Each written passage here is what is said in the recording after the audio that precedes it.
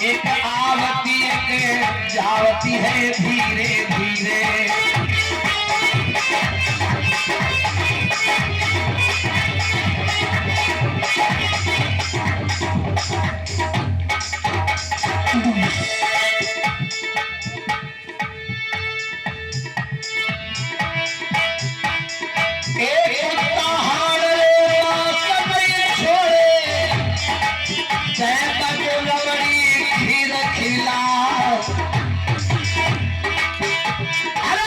चंचल नयन जागो नहीं छुपी है, घूंघट टेढ़े हाथ करवा।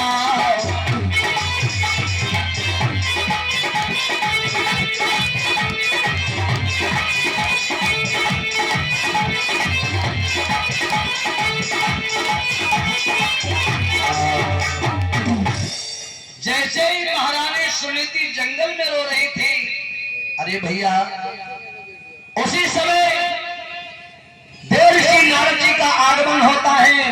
नारायण नारायण नारायण करते भाई नारद आ गए। हमारा तो रात के समय में कुआं पर यहाँ पर क्यों आई, इस घोर जंगल में? सुनीति के लिए बाबा कुछ मत पूछो, अब मैं मर जाऊंगी, अब जिंदा नहीं रहूंगी महाराज। क्यों, क्या हुआ? आज सुनीति रोकर के कहने की सुनो बाबा, अरे मेरे जीने से क्या फायदा है? नारद जी ने कहा बात क्या है बेटी? का बरसात थोड़ी भई या कहूं गयो किसान, खेत बीज जामती नहीं कहर जी भगवान। नारद ने बड़ी मरम भरी बात पूछी है। बेटी मैं जानता हूं तेरे दुख का कारण क्या है, जा मैं तुझे वचन देता हूं, तुझे तेरी गोद का खिलौना मिल जाएगा। अरे भैया सुनीति रोने लगी है और कहा कि बाबा हमको पुत्र मिलेगा कैसे? कहा क्या हुआ, तेरा पति नहीं है? जवाब दिया हमारा पति है तो, लेकिन किंतु परंतु लेकिन लग जा, समझ लो बात में गड़बड़ है।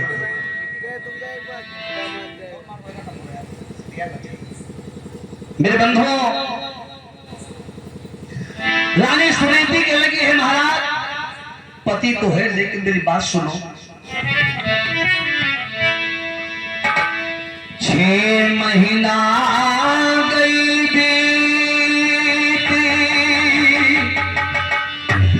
पिया की मैंने सूरत लिख नहीं पाई।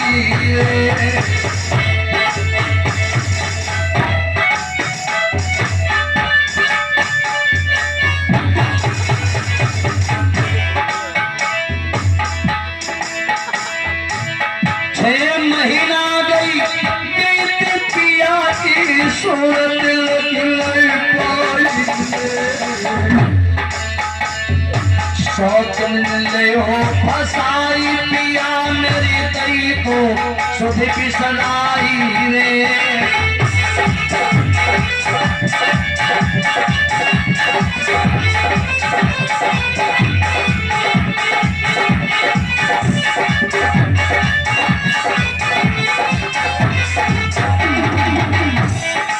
बिना पिया के अरे संत बहुत धीरे जंगल में आज संत में तो दूंगी प्राण गवाई रे।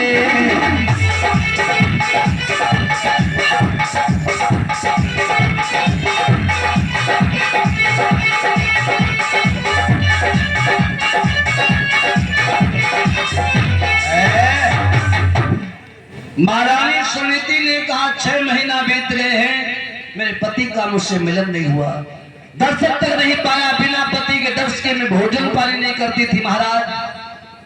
महाराज देवर्षि नाथ बोले, बेटी मैं समझ रहा हूं तुम्हारे दुख को, जहां संत का वचन है और वचन चाहे पड़ जा फीका, संत वचन पत्थर की लीका, साधु का वचन झूठा नहीं हुआ। कल की रात तेरे पति से मुलाकात होगी और कल रात तुझे तेरे पिया से मेरी बात होगी। महाराज जिस समय आज रानी सुनीति को इस प्रकार से नारद जी समझाते हैं, आज वो बेचारी जंगल में अपने उसको टिया पे आती है, पति का इंतजार कर रही है। जिस समय महारानी सुनीति जी जंगल में पति का इंतजार कर रही है, लोगों एक बात याद रखना, इधर महाराज राजा उत्तानपाद जंगल में शिकार खेलने को चला है, लेकिन जब जंगल में शिकार खेलने गया तो क्या देखा है, अरे एक हिरना पड़ो दिखाई है,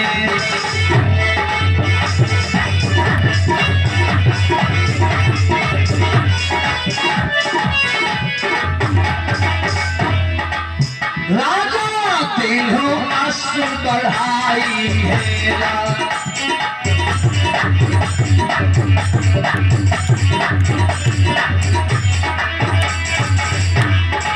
एक बन हिरना कोई बन हिरना, हिरना को पड़ो है दिखा, राजा अश्व को तब तो मेरे भैया भाई द्वार को तो है बढ़ाए,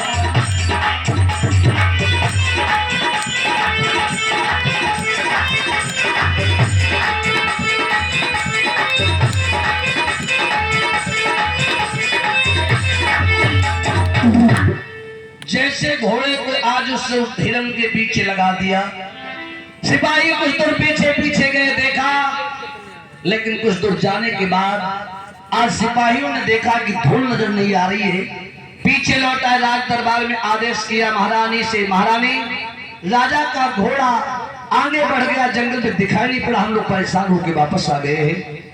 शाम होती है, राज के नियमानुसार संध्या को आज दरवाजा बंद हो जाता है राज दरबार का। राजा उत्तानपाद जब लौट करके रात्रि में घर आता है तो देखा कि दरवाजा बंद है। महाराज नारद का वचन, आज इस लड़के को जो नारद ने बताया था तुम्हारा पति जरूर आएगा, आज उसको पहली रानी की याद आती है, और जैसे पहले रानी की याद आई है तो राजा उत्तानपाद ने धीरे से घोड़ा को घुमा लिया और सोच लगा कहीं नागनी जगमा जाए, जो मामला बिगड़ जाए। चुपचाप तुरंत जंगल वाली रानी के पास में जाता है, जाकर के आवाज लगाई, दरवाजा खोलो। रानी, अरे क्या तुम मिस हो गई हो, मैं आ गया हूं। रानी तो बेचारी डर गई, दरवाजा खोला, टूटी घास फूस की छानी में जैसे राजा जाता है, रानी अपने पति को ऐसे देख रही जैसे पहली बार देख रही हो। अरे भैया, राजा को वो चासन पर उस बिछाया घास फूस के बिस्तर पर, चरणों को धोकर चरणामृत को लेती रानी आज रोती रोती आज दुख में बेचारी काली पड़ चुकी है। महारानी सुनीति जी ने देखा, राजा ने कहा, रानी मैंने तुमसे पहले मना किया था, तुम दूसरी शादी के लिए हमें लाचार मत करो, अब तुम्हें कष्ट हो रहा तो हमें दोष दे रही हो। रानी ने कहा, पिया मैं दोष नहीं देती हूँ, लेकिन कम से कम नहीं अपने दासी को दर्शन तो देते रहते, तुमने तो मुझको बिल्कुल ही भुला दिया। हे स्वामी, की याद तुमने मेरी भुलाई है,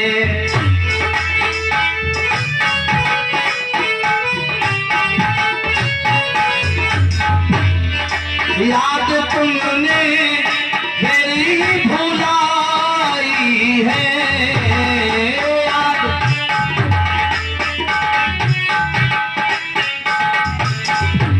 अरे जिंदगी है, जिंदगी है, जिंदगी है मगर पराई है।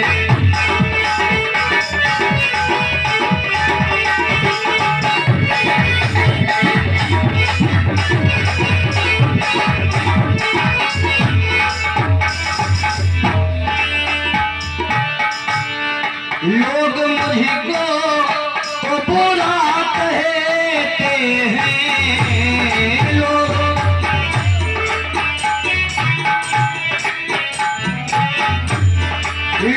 मुझको तो बुरा कहते हैं।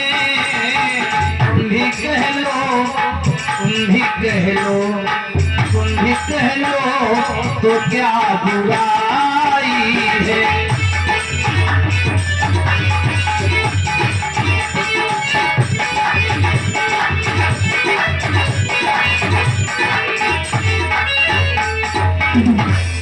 लोग कांटों से बचाते हैं, लोग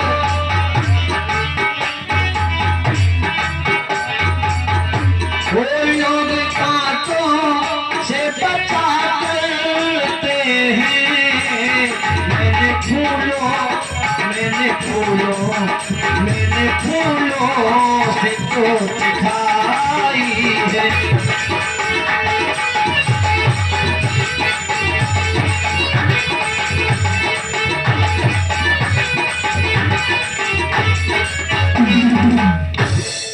प्राणनाथ को इस प्रकार से कहती है, महाराज सारी रात बीत गई है, जागते जागते